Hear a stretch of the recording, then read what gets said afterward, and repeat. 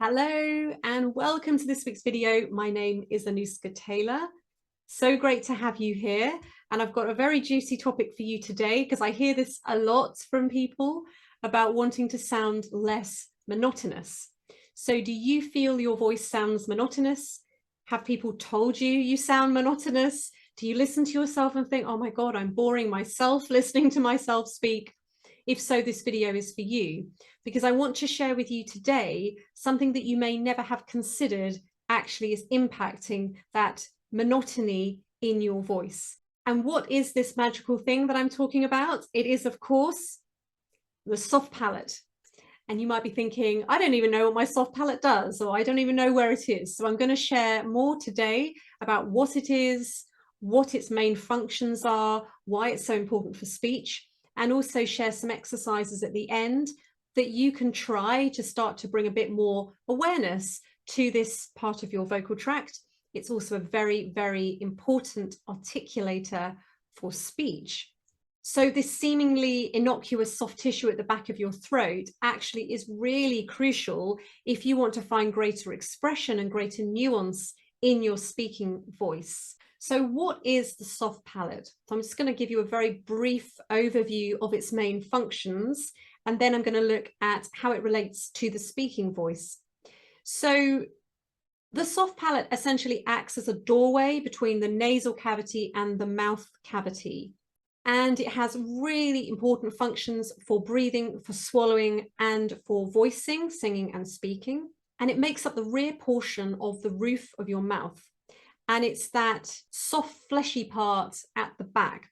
So what I would suggest you do through, particularly at the end when we do some of the exercises, is actually stand in front of a mirror and look at your soft palate and look at it moving or not moving, so you can actually start to observe it and build that relationship with it. But if you were to open your mouth and look in a mirror, what you might see is the uvula hanging down in the middle. And then there is either side of the uvula flesh and muscle. And the soft palate is capable of being raised and depressed as and when it is needed for, as I've said, the main functions of breathing, swallowing, and for voicing. It's really important to understand we have very little direct control over the soft palate. A lot of its actions happen involuntarily, and we have very little sensory feedback. Now, we can build more connection. We can build a greater kinesthetic awareness of our soft palate. We can tune into it more. But for many of us, if we haven't tuned into it ever before, it's going to take a little bit of time just to engage with it in a way. So just to bear that in mind when you're doing some of these exercises. So very briefly, when we swallow, the soft palate will actually rise to seal off the nasal cavity so we don't get food in our nose. And then as we chew the food and it's pushed down the throat, the soft palate will then lower again to help it leave the mouth cavity.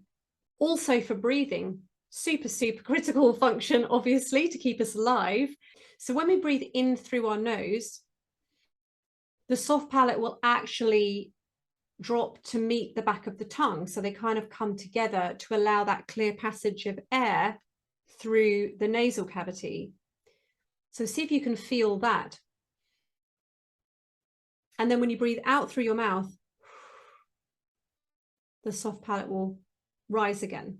So you start to sort of notice, if you can, that very subtle movement of the soft palate just moving up and down through these very, very ordinary but critical functions of breathing and swallowing.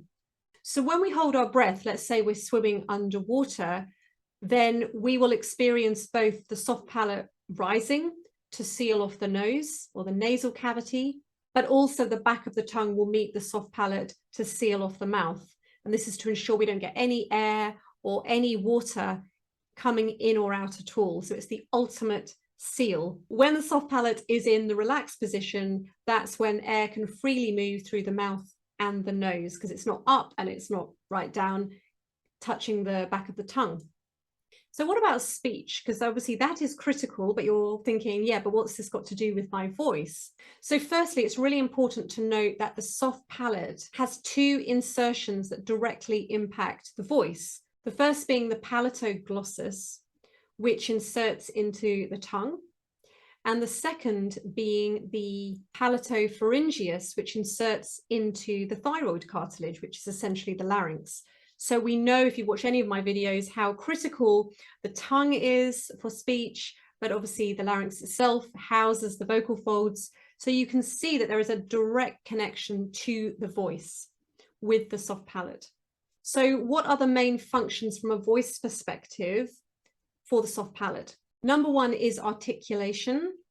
And you may not have really given this that much thought and thought about articulation and the soft palate, but velar consonants, so things like a g and a k and an ng and are actually created by the soft palate kissing the back of the tongue. So we're going to come to some of this at the end, but just to start to be aware that anytime you say a g, a k, or an that's the soft palate in motion with the back of the tongue. Number two is it plays a really important role in vocal resonance, and specifically nasality, because as we spoke about, it actually seals off the nose, or it can open the nasal cavity. So if you're someone that perceives a lot of nasality in your voice, then working with the soft palate is going to be really, really important. Now, I've actually done a video before on nasality where I've talked specifically about this, so I won't talk too much about this now, but just to bear that in mind if that's something that you perceive in your voice. So if the soft palate has become kind of lazy and stiff, then it's going to hang down and absorb more of the vibrations, and the sound then won't clearly travel into the mouth cavity. So in order for the sound to travel into the mouth cavity, we've obviously got to make sure that the soft palate isn't sitting too low. It's got to be raised enough that the sound can travel through into the mouth. But as I said, I'm not going to talk specifically about that now because I have done a video on that before. Number three, and the one I want to specifically talk about today, is around pitch variation. And this is essentially the opposite to having a monotone voice. A monotone voice is where you basically stick on one pitch, or you stay in a very small range in your voice. Whereas what we're talking about here is having that ability to modulate and to move your voice around and to find more melody and expression and intonate more, utilizing the pitch. This is absolutely tied into the soft palate.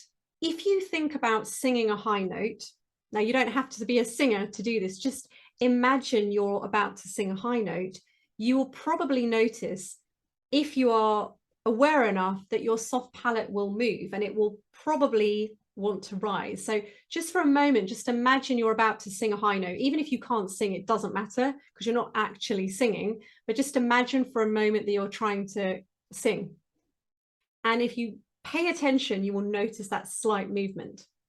So the soft palate wants to respond to changes in pitch. And of course, as we've said, expressive speech requires that movement of pitch. Now, it may not be as drastic as you would do for singing. However, we still want that ability to modulate and intonate with the voice. And so the soft palate needs to have that agility and that mobility to respond to this. And if the soft palate is stiff, it won't have the ability to respond effectively to this pitch movement.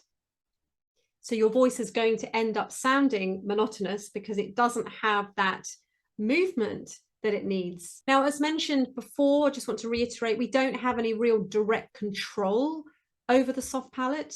There's things that we can do that we know will make it rise, but we don't have any direct control over it. It's largely involuntary, the way it moves. But when we tone it up, when we revitalize the muscles of the soft palate, they become far more responsive to this pitch movement, to the expression in the voice, to the nuances in the voice. And that's where this becomes a game changer if you are trying to find greater expression and more melody in your speaking voice. So let's do a couple of things. So first of all, I'm going to take you through some awareness exercises, and then we'll do some specific vocal exercises. I would highly recommend you stand in front of a mirror and you do this, particularly if you have very little connection or awareness to your soft palate, just because it's going to help you feel but also see what's going on at the same time. So first of all, just to keep it very, very simple, just go and stand in front of a mirror and open your mouth and see if you can see the uvula at the back, like I showed you mine. At the back, the little thing that hangs down in the middle. And then let's just build a little bit of awareness. So first of all, yawn. And notice, if you can, and you can look in a mirror as well, but notice any movement. Because normally when we yawn, the soft palate will rise. I just want you to tune into the feeling of what the soft palate rising actually feels like. And then I'd like you to breathe in through your nose and out of your mouth. We did this sort of earlier, I spoke about this earlier, but again, we're just starting to pay attention to these subtle movements of the soft palate. So the soft palate will lower as you breathe in through your nose, and it will rise when you breathe out through your mouth. And just see if you can notice, even if you just notice that slight shift in movement, it's all about building awareness to start with. And finally, just swallow and notice again the soft palate moving.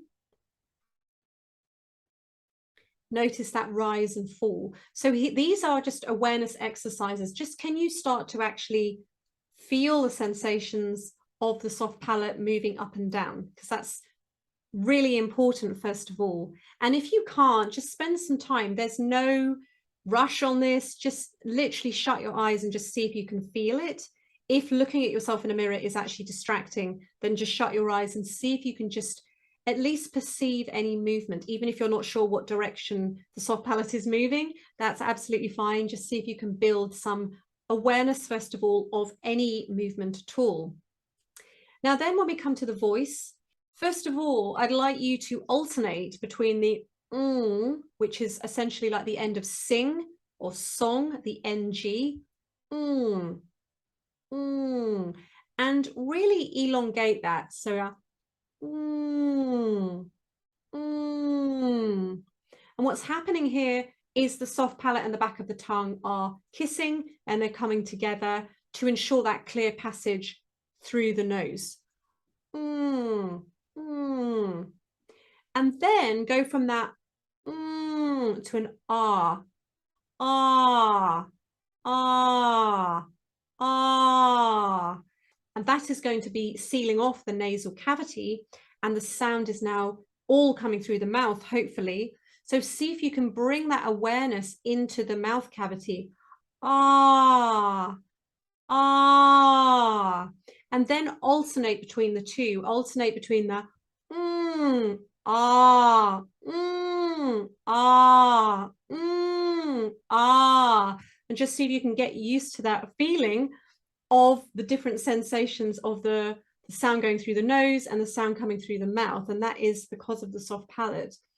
Really important to mention here, try and keep the jaw soft and released. Try not to get the jaw involved with this. The jaw doesn't need to be involved. It can just hang out literally and just come along for the ride. So try not to tense through the jaw and try not to get it moving. It doesn't need to be involved in this at all. So then try a yawn into a ga. So ga, ga. So the yawn really kind of opens the throat, and then the G, soft palate, back of tongue coming together, and then the R, the throat's opening again. So again, we're just playing around with the movement of the soft palate going up and down in different ways. So ga, ga. And then you can try that on ka. Again, K or C produced at the back in the same way. Ka, ka. And then finally, just to start to get a real sense of the power that you can get with the soft palate, is to say a g, as if you're saying gut, gut, g. And that's really the power of the soft palate and the tongue coming together, creating all this pressure behind, and then it being released in this big sort of powerful expulsion. So ga, ga, and see if you can get quite a bit of strength through this. You can also try this on cut, cut, and see if you can get that strength between the soft palate and the back of the tongue, and then allow it to open into this kind of explosion of sound. Again, we're just playing around with different movements of the soft palate. You can also try this where you have a soft G and a soft C or a soft K. So gut, gut, and then you can try it on a gut, gut, and just again, you're just starting to bring awareness to what is my soft palate doing, what is happening here, and really just start to play around with this. So hopefully you can see how important the soft palate is in voice production, whether it's articulation, whether it's nasality and resonance in the voice, or whether it's in terms of pitch. And really, when we can do some exercises to create greater awareness, greater agility, greater movement, you're going to find it really impacts your speaking voice in a very, very positive way. So thank you so much for watching. If you have any questions, please do post them below. If not, I will see you on next week's video, which will be my last video for 2022. Thank you so much. I'll see you next week.